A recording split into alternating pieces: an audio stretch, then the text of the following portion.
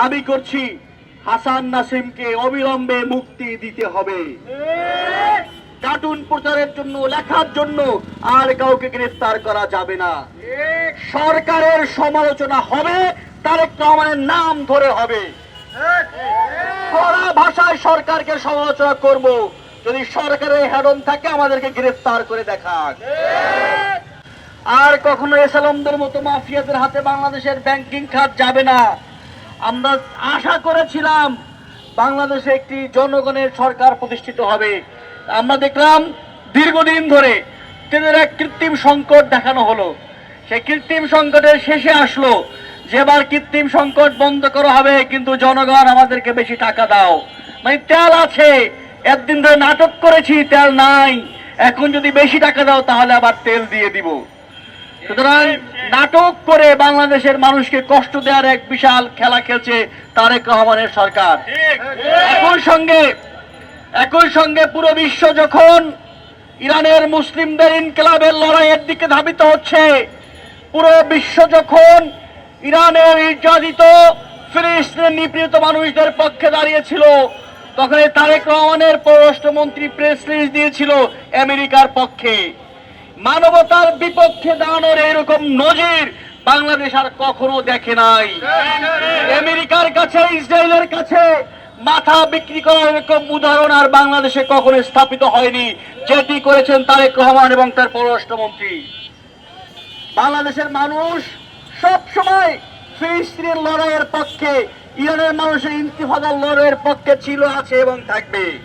বরং তারেক রহমান এবং তার সরকার যে দৃশ্য দেখিয়েছে আমেরিকার সামনে মাথা বিক্রি করে দেওয়ার, সেটা বাংলাদেশের ইতিহাসে খুব খারাপ ভাবে, খুব বাজে ভাবে ইতিহাসে লেখা থাকবে।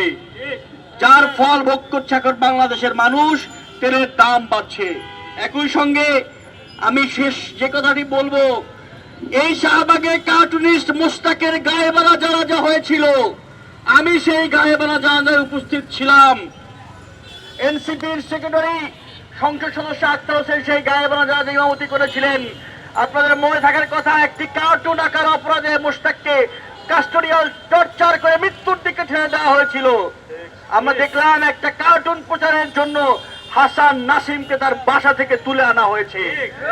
আজকে তার জামিন শুনানির কথা ছিল, কিন্তু তার জামিন শুনানি হয় নাই।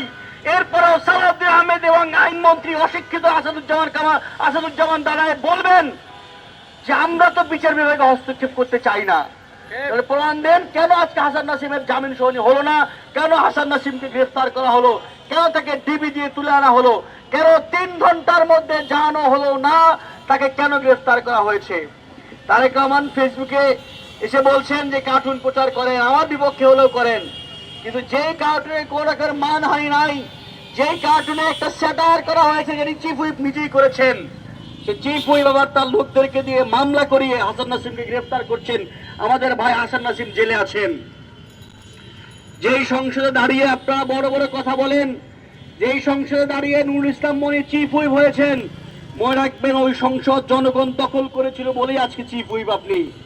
ফলত আমরা আজকের এই সমাবেশ থেকে দাবি করছি হাসান নাসিমকে অবিলম্বে মুক্তি দিতে হবে।